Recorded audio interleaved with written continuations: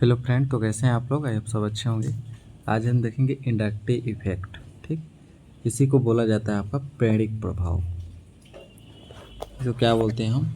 प्रेरिक प्रभाव हिंदी में। ठीक, इंडक्टिव इफेक्ट, इसको हम बोलते हैं प्रेरिक प्रभाव। ठीक, ये क्या होता है आपका? बहुत ही इजी होता है एंड बेसिक होता है। किसका? ऑर्गेनिक केमिस्ट्री का। तो इसको जानना आपको बहुत ही ज़रूरी होता है। ठीक, जैसे हम समझ लेते हैं एक बेसिक से एग्जांपल के थ्रू। जैसे आपका कोई सेम आयन हो, सेम आयन नहीं बोल सकते, सेम मॉलिक्यूल हो। जैसे हो गया आपका H2। ठीक, हाइड्रोजन को आप ऐसे भी लिख सकते हैं। ठीक, इसमें जो बंद होगा आपका कोवैलेंट बॉन्ड होगा या आयनिक बॉन्ड होगा। तो ऑब्वियसली पता है आपको कोवैलेंट बॉन्ड होगा, मतलब सहसंयोजी बॉन्ड होगा। ठीक, सहसंयोजी बॉन्ड होगा जिसमें हाइड्रोजन एक इलेक्ट्रॉन और आपका दूसरे हाइड्रोजन का एक इलेक्ट्रॉन आपस में शेयरिंग करके एक बॉन्ड का फॉर्मेशन करते हैं। क्या होता है आपका? Covalent bond. ठीक, इसी प्रकार यदि हम विषम आयन को लेते हैं, विषम या हेटेरो एटम्स को ले सकते हैं। जैसे हो गया आपका HCl। ठीक, HCl को लेने से क्या होगा आपका? यहाँ भी आपका कोवैलेंट बॉन्ड बनेगा हाइड्रोजन और क्लोरीन के बीच में। क्या बोलते हैं, एक इलेक्ट्रॉन का शेयरिंग होगा। तो यहाँ जो शेयरिंग होगा वो थोड़ा अलग प्रकार का हो जाता है। कैसे होता है? एक मिनट रुकिएगा। यहाँ जो शेयरिंग होगा वो क्या होता है? जैसे इसमें कभी कभार इलेक्ट्रॉन को अपनी ओर आकर्षित करने की क्षमता को देखें तो यहाँ पर हाइड्रोजन एंड हाइड्रोजन के बीच में जो बॉन्डिंग था तो दोनों इक्वल आयन थे। तो जिसमें हाइड्रोजन क्या बोलते हैं, इलेक्ट्रॉन को अपनी ओर आकर्षित करने की क्षमता दोनों में इक्वल है। तो इन दोनों के पास इक्वल इलेक्ट्रॉन होंगे। ठीक, यहाँ पर कोई भी ऐसा नहीं है कि कोई इलेक्ट्रॉन ज़्यादा ले सकता है। लेकिन बात करें हम यहाँ पर HCl की बात करें तो इसमें इलेक्ट्रॉन जो होते किसकी ओर ज़्यादा आकर्षित होने की कोशिश करेंगे? वो आपके इलेक्ट्रोनेगेटिविटी पे निर्भर करता है। ठीक, इलेक्ट्रोनेगेटिविटी क्या होती है? विद्युत ऋणात्मकता पे निर्भर करती है। तो विद्युत ऋणात्मकता जिसकी ज़्यादा होती है उसकी तरफ इलेक्ट्रॉन का क्या होता है आपका, मतलब इलेक्ट्रॉन का मूव ऑन होने लगता है या इलेक्ट्रॉन उसकी तरफ जाने लगते हैं, जिसके कारण उस पर पार्शली नेगेटिव चार्ज एंड जिससे इलेक्ट्रॉन जा रहा उसके ऊपर पार्शली पॉजिटिव चार्ज आ जाता है। ठीक, इसको हम देखेंगे। मैं बेसिक बता रहा आपको, अभी पढ़ेंगे ना क्या बोलते हैं डेफिनेशन के थ्रू, तो बहुत अच्छी तरीके से क्लियर हो जाएगा। तो चलिए डेफिनेशन को लेते चलते हैं। ठीक, प्रेरिक प्रभाव होता क्या है? तो यदि बात करें हम प्रेरिक प्रभाव की, यहाँ पर हम भली भांति जानते हैं कि एक सहसंयोजी बंध दो परमाणु के मध्य इलेक्ट्रॉन युग्म का समान सहभाजन या इक्वल शेयरिंग द्वारा बनता है। मैं क्या बताया अभी? हाइड्रोजन एंड हाइड्रोजन के लिए यहाँ पर जो बॉन्ड होगा आपका कोवैलेंट बॉन्ड बोल सकते हैं इसको, सहभाजन या इक्वल शेयरिंग के द्वारा आपका बना है। सहसंयोजी बंध या कोवैलेंट बॉन्ड बना है किसमें? एक सहसंयोजी बंध दो परमाणु के बीच में हाइड्रोजन भी आपका दो परमाणु से मिलकर बना हुआ होता है आपका H2 या Cl2 भी। ठीक, तो क्या बोल रहे हैं यहाँ पर? सहसंयोजी बंध दो परमाणु के मध्य एक इलेक्ट्रॉनिक सहभाजन या इक्वल शेयरिंग द्वारा बनता है। दो समान परमाणु के मध्य बनने वाले सहसंयोजी बंध में इलेक्ट्रॉन युग्म संबंधित परमाणु के ठीक मध्य केंद्रित पर स्थित होते हैं। जो बॉन्ड होता है आपका केंद्र पर स्थित होता है, दोनों के बीच में होता है। ठीक, या ऑक्यूपाई रहता है बोल सकते हैं। ऐसा सहसंयोजी बंध अध्रुवी बंध कहलाता है। अध्रुवी बंध होता है। अध्रुवी का मतलब होता है इसमें ध्रुव नहीं होते।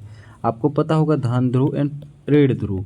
ठीक, अध्रुवी का मतलब होता है इसमें ना ही धन ध्रुव है ना ही ऋण ध्रुव है। तो यहाँ पर यदि दोनों सेम है, इक्वल शेयरिंग हुआ है, वहाँ पर दोनों सेम परमाणु है, तो किसी में धन ध्रुव नहीं बनेगा, किसी में ऋण ध्रुव नहीं बनेगा। लेकिन अलग अलग परमाणु होते, एक में बना प्लस एक में बना माइनस, तो उसी को बोलते हैं ध्रुवी।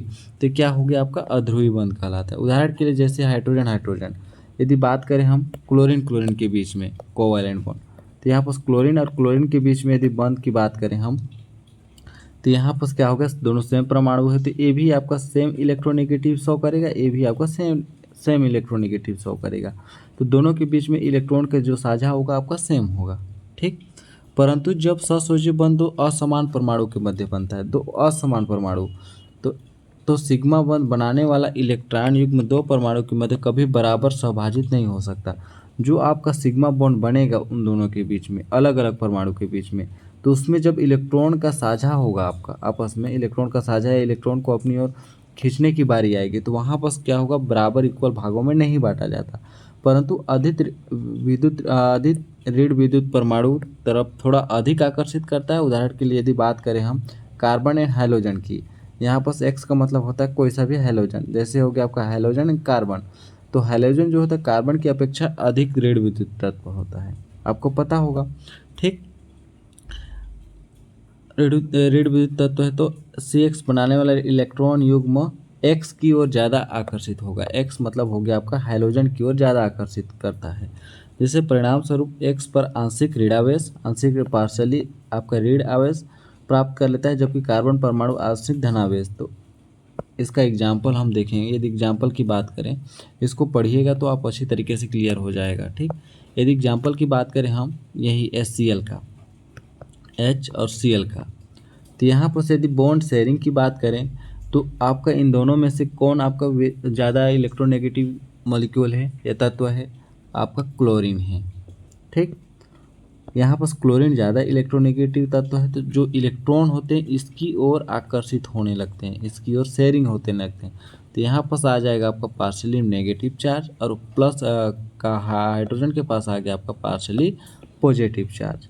ठीक, यही होता है आपका इंडक्टिव इफेक्ट या प्रेरक प्रभाव। इसके बाद बात करें हम इसके विपरीत ऐसे सहसंयोजी बंध जिसमें C और Y, जहाँ Y एक धन विद्युत तत्व है, ये आपका कोई धन विद्युत तत्व है। ठीक, तथा समूह ये आपका ऋण विद्युत तत्व है। ठीक, ये प्लस चार्ज वाला है। प्लस चार्ज का मतलब होता है इसकी इलेक्ट्रोनेगेटिविटी कार्बन की ज़्यादा है Y से। ठीक, तो कार्बन Y की अपेक्षा अधिक ऋण विद्युत, मतलब वही बोल रहा है कार्बन जो की इलेक्ट्रोनेगेटिविटी ज़्यादा है, तो C और Y बंध बनाने वाले इलेक्ट्रॉन युग्म थोड़ा सा कार्बन पर की ओर विस्थापित होगा, कार्बन की ओर इलेक्ट्रॉन आने लगेगा क्योंकि इसकी इलेक्ट्रोनेगेटिविटी ज़्यादा है, तथा कार्बन तथा Y क्रमशः आंशिक ऋण आवेश तथा धन आवेश प्राप्त कर लेते हैं, जिसमें आपका देखिए कार्बन के पास आपका partially negative charge and Y के पास आपका पार्शली प्लस चार्ज आ गया। तो ये हो गया आपका क्या, इंडक्टिव इफेक्ट। इसी प्रकार आप इसका डेफिनेशन पढ़ सकते हैं। इसके बाद इसका सही एग्जाम्पल दिखा जाए तो आपका ये मेन एग्जाम्पल होता है। ठीक, यहाँ पर क्या होता है, हम इसको जूमिंग करके दिखाते हैं। ठीक, यहाँ पर क्या हुआ आपका, ये हो गया आपका CH3 single bond CH2 Cl, ऐसे कोई आपका मॉलिक्यूल है।